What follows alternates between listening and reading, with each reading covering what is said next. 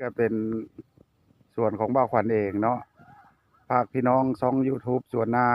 ผสมประสานบ่าวขวัญเมืองลาวเนาะพี่น้องเนาะติดตามในเด้อก็จะได้มาถ่ายให้พี่น้องได้เบิ่งเนาะส่วนมะพร้าวน้ำหอมอยู่บ้านกลางเมืองไซบุรีแขวงสะหวรรณเขตอันนี้หากกระปลูกมาได้3 ปีครึ่งเลยพี่น้องก็เป็นมากแล้วเป็นนี่ดกส่ำเห็ดนี่แหละเนาะพี่น้องเนาะอันนี้ก็บ่าวขวัญสิได้เอามะพร้าวไปเฮ็ดบุญได้มื้อนี้เนาะนี่ตัดมาแล้วแซงหนึงก็ได้6-7 หน่วยสิเอาไปร่วมบุญพระป่าน้ำเพิ่นเนาะไปหมู่ไปทานน้ำเพิ่นมื้อนี้เนาะก็บ่หลวงบ่หลายมีน้ำจิตน้ำใจตามแนวทางเศรษฐกิจพอเพียงแหละพี่น้องเนาะในเมื่อเฮา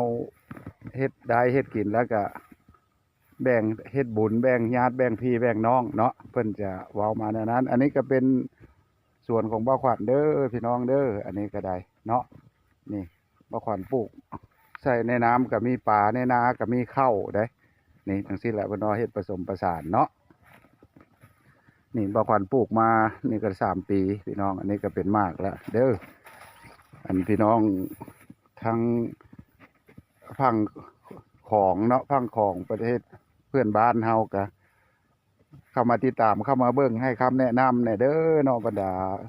ติดตามเบ้านิ้วบ่ติดตามเกษตรยกไม้เนาะข้าพเจ้าก็ได้ติดตามเพิ่นมาแล้วก็ได้เฮ็ดตามเพิ่นได้หลายอย่างเนาะได้ศึกษาผ่าน YouTube ของ